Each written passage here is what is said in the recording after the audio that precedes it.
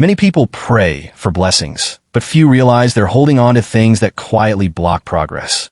Myles Munroe explained this in a way that changed how I see growth, favor, and responsibility.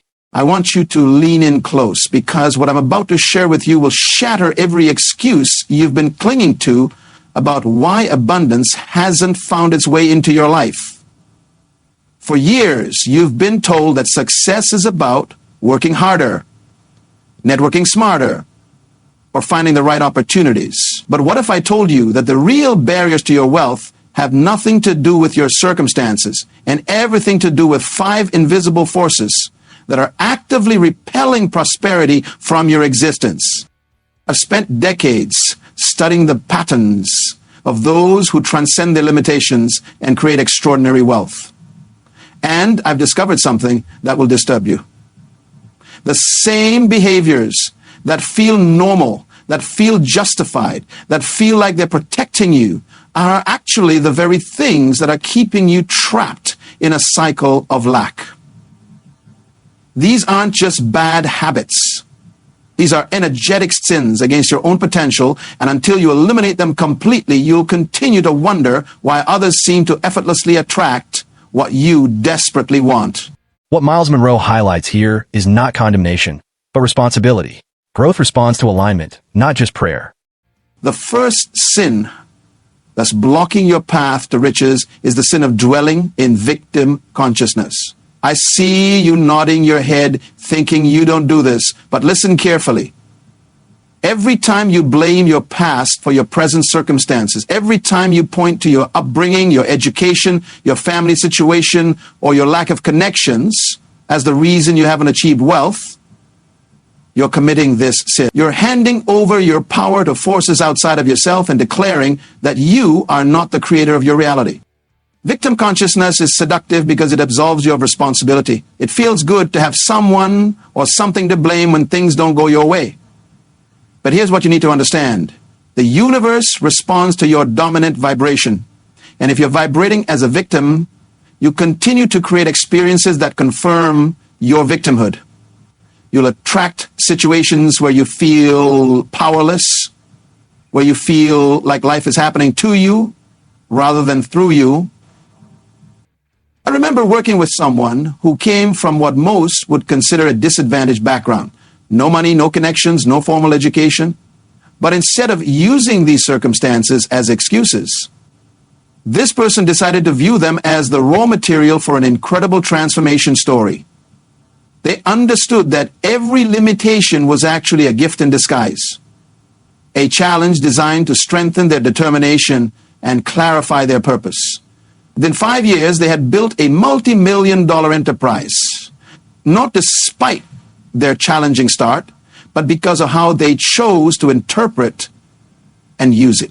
One powerful principle is that blessings are often blocked internally before they are blocked externally. What we tolerate shapes what we experience.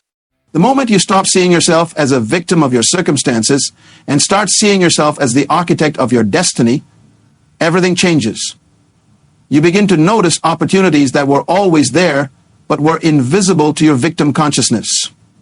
You start taking actions that victims never take, because victims believe action is pointless. You develop the resilience that comes from knowing that no external force can determine your internal response. But eliminating victim consciousness goes deeper than just changing your thoughts. It requires you to completely rewrite the story you tell yourself about who you are and what's possible for you. You must become willing to let go of the identity you've built around your struggles, your disadvantages, your reasons for not succeeding. This identity might feel like the most authentic part of you, but it's actually a prison you've constructed from past experiences that are no longer relevant to your future potential. One powerful principle is that blessings are often blocked internally before they are blocked externally.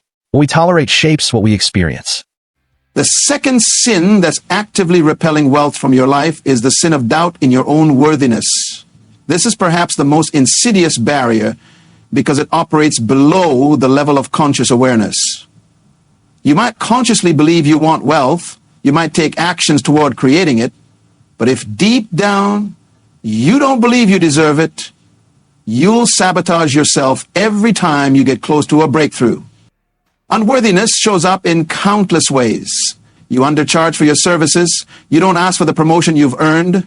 You settle for less than what you know you could achieve. You feel guilty when you have more than others. You unconsciously create problems or crises whenever your life starts going too well. These aren't character flaws. They're symptoms of a deep-seated belief that you're not worthy of extraordinary abundance. I want you to understand something that might shock you. You were born worthy. Worthiness isn't something you earn through good behavior, hard work, or suffering. It's your natural state. The fact that you exist, that you're here on this planet with unique gifts and perspectives, makes you inherently worthy of all the abundance the universe has to offer. But somewhere along the way, you were convinced otherwise. Maybe you were told that money is the root of all evil, that rich people are greedy or corrupt, that you should be grateful for what you have and not want more. Maybe you were taught that struggle is noble, that suffering builds character, that ease and abundance are somehow spiritually inferior to hardship and lack. These are lies that have been passed down through generations, and they're keeping you trapped in a reality that's far beneath your potential. To eliminate this sin, you must do more than just affirm your worthiness. You must examine every belief you hold about money, success, and abundance. You must be willing to see how these beliefs were formed, how they've been reinforced, and how they're currently operating in your life. This isn't comfortable work because it requires you to question ideas that feel fundamental to who you are. I've worked with incredibly talented people who consistently under-earned, not because they lacked skills or opportunities, but because they had unconscious limits on how much they believed they deserved. Progress is not automatic. Myles Munroe consistently taught that discipline determines distance. What you eliminate matters as much as what you pursue. One person I knew was brilliant at what they did, had clients who loved them, and could easily have charged 10 times their current rate. But every time they considered raising their prices, they would find reasons why they couldn't, why it wouldn't be fair, why people wouldn't pay it. The real reason was that their internal worthiness thermostat was set at a much lower level than their potential. The transformation began when they realized that by undercharging, they weren't being humble or generous, they were actually being selfish. They were depriving their clients of receiving their full energy and commitment, and they were depriving the world of the greater impact they could make with more resources. This teaching reminds us that character is a foundation. You can't build lasting success on habits that quietly sabotage integrity. When you don't claim your full worthiness, you rob everyone of the gifts you could offer if you were operating from a place of abundance rather than scarcity. The third sin that's blocking your path to riches is the sin of energy scattering. In a world that celebrates multitasking and staying busy, this might seem counterintuitive, but I want you to understand something crucial. The universe rewards focus, not effort. You can work 18 hours a day and remain poor if your energy is scattered across dozens of different directions. Wealth is created through the concentration of energy, not the dissipation of it. This teaching reminds us that character is a foundation. You can't build lasting success on habits that quietly sabotage integrity. Energy scattering happens when you say yes to everything, when you try to pursue multiple opportunities simultaneously, when you allow other people's priorities to become your emergencies. It happens when you spend your days responding to emails, attending meetings that don't move you forward, engaging in activities that feel productive, but don't create real value. You end up exhausted, but with nothing significant to show for your efforts. I want you to imagine a laser beam and a flashlight. Both use the same amount of energy, but the laser can cut through steel, while the flashlight merely illuminates a wide area dimly. The difference is focus. The laser concentrates all its energy into a single point, creating intensity powerful enough to transform matter. Your energy works the same way. When you concentrate it on your highest leverage activities, on the few things that can create massive results, you become unstoppable. But energy scattering isn't just about time management or productivity techniques. It's about understanding that your attention is your most valuable resource. And wherever you place your attention, you create more of that reality. What Myles Munroe highlights here is not condemnation, but responsibility. Growth responds to alignment, not just prayer. If your attention is constantly jumping between past regrets, future worries, and present distractions, you're literally creating a scattered, chaotic reality. If you can train yourself to maintain sustained focus on your vision of abundance, you begin to magnetize the resources, opportunities, and people needed to make that vision real. The wealthy understand this principle intuitively. They don't try to do everything. They focus obsessively on the few things that matter most. They protect their energy like it's their most precious asset because they know it is. They say no to good opportunities so they can say yes to great ones. A key takeaway here is responsibility. Favor responds when a person accepts ownership over patterns, not when they blame circumstances. They eliminate activities that don't align with their highest purpose, even if those activities are enjoyable or profitable in the short term.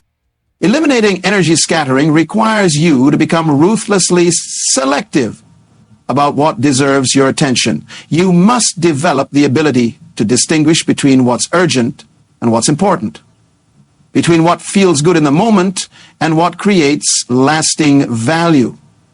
This means letting go of your need to be needed, your fear of missing out, your addiction to being busy. It means creating boundaries that protect your most important work from the constant demands of a world that wants to consume your energy.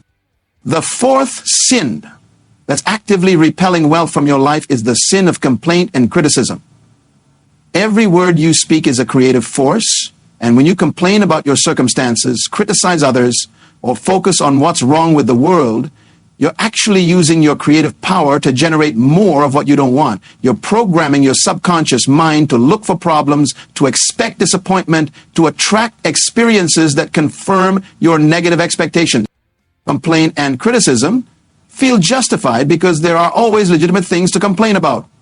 The economy, the government, your boss, your circumstances, other people's behavior is an endless supply of targets for your dissatisfaction. But what you focus on expands.